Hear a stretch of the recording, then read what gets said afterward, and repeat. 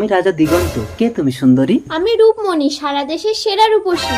আমি তো দেশ দেশান্তর ঘুরে তোমারই তালাশ করছি সুন্দরী, মুখটা দেখি। না না, চন্দ্রদেবের অভিশাপে কেউ যদি একবার আমার রূপ দেখে নেয় তাহলে সে পাথর হয়ে যাবে। আমি যে তোমাকে বিয়ে করতে চাই রূপমণি। ওই তো রাজা। তাহলে আমাকে চোখ বেঁধে বিয়ে করতে হবে রাজা দিগন্ত। ঠিক আছে, তাই হবে রূপমণি।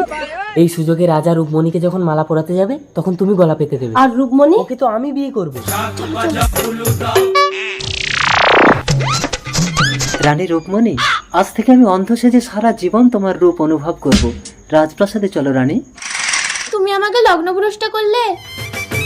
সোহাগে ভরে দেব মুখের থেকে ওড়না। সীমান্ত, তুমি কিন্তু পাথর হয়ে যাবে। স্বামী স্বামী, হে চন্দ্রদেব, তুমি এই অভিশাপ তুলে নাও।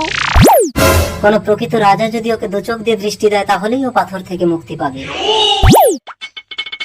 এখন আমি কি করে আমার স্বামীকে বাঁচাবো? ওই রাক্ষসিনী তো রাজাকে বিয়ে করে নিয়েছে, ও তো রাজাকে চোখ খুলতেই দেবে না। না, মুখ না ঢাকিয়ে রাক্ষসিনীর সামনে যাব, তাহলে ও আমাকে দেখলেই পাথর হয়ে যাবে, তবেই আমি রাজাকে আনতে পারবো। বাড়িতে কেউ আছেন? কে কে কে কথা বললো? গলাটা খুব চেনা মনে হচ্ছে। রাজা আসছে, মুখ ঢাকিয়ে নি। রূপমণি, আপনার ভাইকে দৃষ্টি দিয়ে উদ্ধার করুন রাজামশাই। দাদা, আমাকে ক্ষমা করে দাও, আমি ছল করে রূপমণিকে বিয়ে করেছি, ওকে তুমি নিয়ে নাও। একজন প্রকৃত রাজা কখনো অধর্ম করে না রে ভাই। রূপমণি তোর জীবন সাথী। আমি যাই, দামিনীকে দৃষ্টি দিয়ে উদ্ধার করি। দারুণ কায়ে